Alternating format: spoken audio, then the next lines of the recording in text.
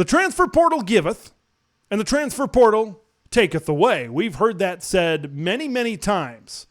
And this one's all about the latter. This one's all about the taketh away.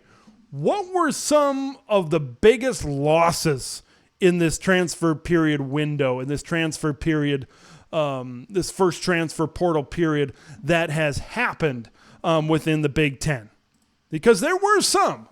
This is going to happen. You're going to lose guys that are important to your program.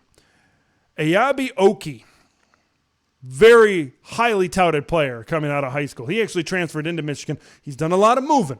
He's done a lot of transferring. Okay?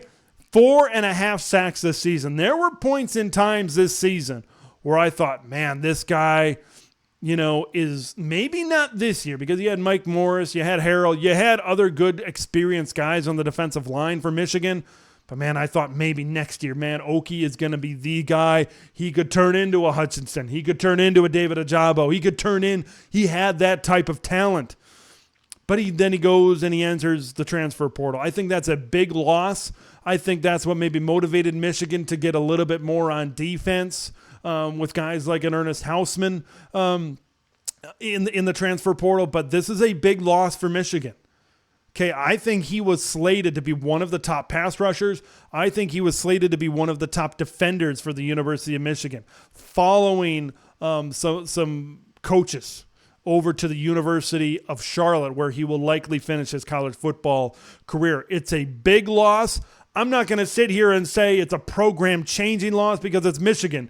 They're one of the best programs in all of college football right now. But I believe Eyabi Oki was a guy that could turn into an elite type of talent, like a Hutchinson, like a Winovich, like a David Ojabo. So big loss for Michigan. My next one I'm going to talk about isn't a single player. It's a multitude of player.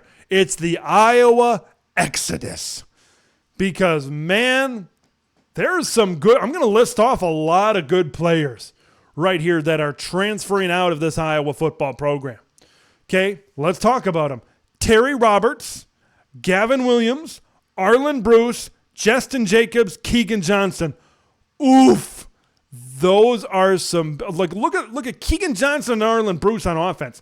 For a team that is in desperate need of receivers, in desperate need of talent on the perimeter, to have Keegan Johnson, probably he would have been your number one receiver this last season, and he definitely would have been the number one receiver in 2023. And you look at the guy that stepped in for him, Arlen Bruce, that's sitting right there. Like, man, it's tough right now. Those are two tough losses. And you look at the linebackers that they lost to graduation. You look at Jack Campbell, you look at Seth Benson, two of the best linebackers that the University of Iowa has ever seen. Justin Jacobs was probably slated to pop right into that role and be one of the top linebackers, but he end up and transfers to Oregon. It really, Iowa is what they have and the tradition they have on defense. It's a little bit of a head scratcher. Maybe it says more about the Iowa program as a whole, but a little bit of a head scratcher why you have defensive players hopping in the portal. Terry Roberts is, he probably would have been, I'm trying to think in my head, but he probably would have been in the starting lineup at corner this season. Okay, he played a big part in maybe some nickel packages and other parts in terms of the depth of the secondary this past season. But then again, when you look at the secondary, you look at Xavier Nwampa, you look at Quinn Schulte, you look at Cooper DeJean. This is going to be a secondary that's going to have a lot of good players still coming back to this Iowa football team. So maybe that's why Terry Roberts. But he's a talented kid. Gavin Williams, once again, not a star, but once again, depth. We're talking about depth for a program that historically hasn't been great in utilizing the transfer portal. This is a big handful of losses for Iowa. I especially look at those wide receivers. Deshaun McCullough at Indiana. Indiana didn't have a lot of bright spots last season, I'll say that. But one of the bright spots was a highly recruited player, Deshaun McCullough, local kid, 49 tackles, 4 sacks, in his true freshman season.